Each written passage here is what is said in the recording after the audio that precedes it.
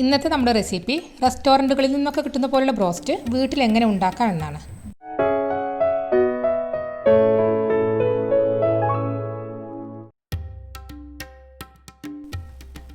ബ്രോസ്റ്റിന് വേണ്ടി തൊലിയോട് കൂടിയ 1 കിലോ ചിക്കനാണ് ഞാൻ എടുത്തിട്ടുള്ളത്. ഒരു ചിക്കൻ 12 പീസാക്കിയതിൽ നിന്ന് 8 പീസാണ് എടുത്തിട്ടുള്ളത്. കൂടുതൽ വലിയ പീസായി കഴിഞ്ഞാൽ ഉൾഭാഗമൊക്കെ വെന്ത് കിട്ടാൻ ബുദ്ധിമുട്ടായി വരും. ഇനി കുറച്ച് പറഞ്ഞൊരു പാത്രത്തിൽ ഒരു 3/4 കപ്പ് വെള്ളം ഒഴിച്ചു കൊടുക്കാം. ഇതിലേക്ക് 2 ടേബിൾ സ്പൂൺ വിനാഗിരി, 1 ടീസ്പൂൺ കുരുമുളക് പൊടി, 1 ടീസ്പൂൺ വലിയ ജീരകപ്പൊടി, ഇതിലേക്ക് കുറച്ച് വെളുത്തുള്ളി എടുത്തിട്ടുണ്ട്. ഒരു 8 10 വെളുത്തുള്ളി അല്ലി എടുത്ത് 2 ടേബിൾ സ്പൂൺ വെള്ളം ഒഴിച്ച് നല്ല പോലെ ഒന്ന് അരച്ചെടുക്കാം. ഇതും കൂടെ ഇതിലേക്ക് ഒഴിച്ചു കൊടുക്കാം.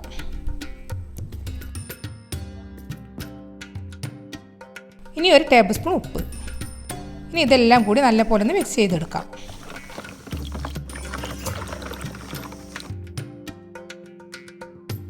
ഇനി ചിക്കൻ പീസ് ഇതിൽ നല്ല പോലെ ഒന്ന് മുക്കി നിരത്തി വെക്കാം.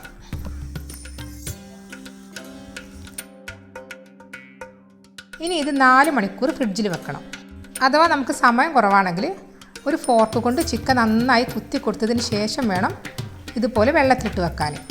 ഇനി ഇത് ഫ്രിഡ്ജിൽ വെക്കാം.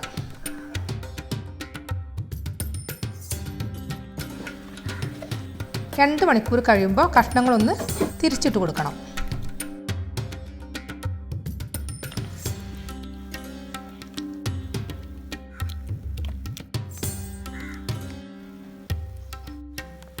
ഇനി ഇത് 2 മണിക്കൂർ കൂടി ഫ്രിഡ്ജിൽ തന്നെ വെക്കാം.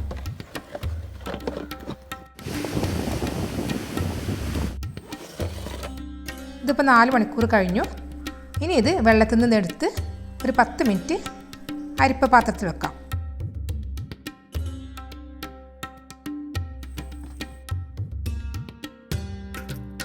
നമുക്കിനി ബ്രോസ്റ്റ് പൊടി റെഡിയാക്കി എടുക്കാം.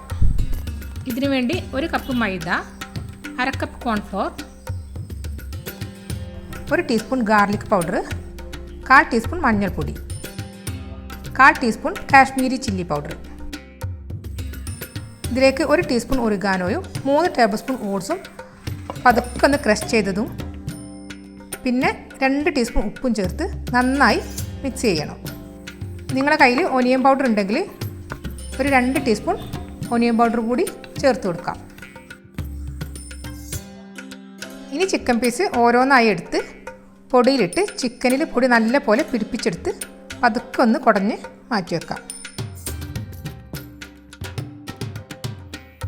ഇതുപോലെ ഓരോ കഷ്ണവും ചെയ്തെടുക്കണം.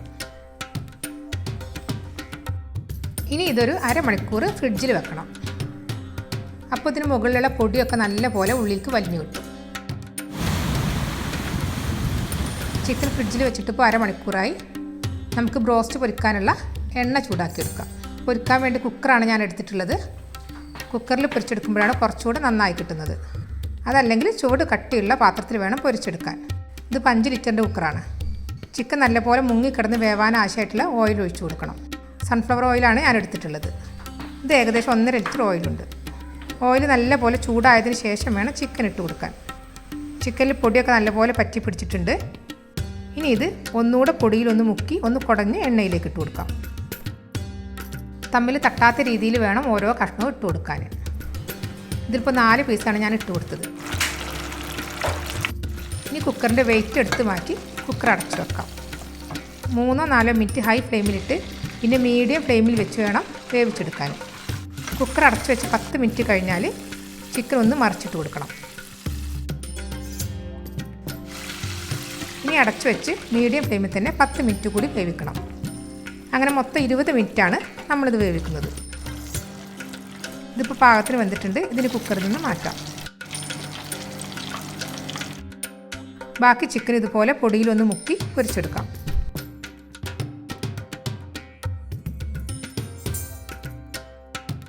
ഇതിൻ്റെ കൂടെ കഴിക്കാൻ നമുക്ക് തന്തൂരി റൊട്ടിയും ഫ്രഞ്ച് ഫ്രൈസും മയോണൈസും ഒക്കെ വീട്ടിൽ തന്നെ ഉണ്ടാക്കിയെടുക്കാം.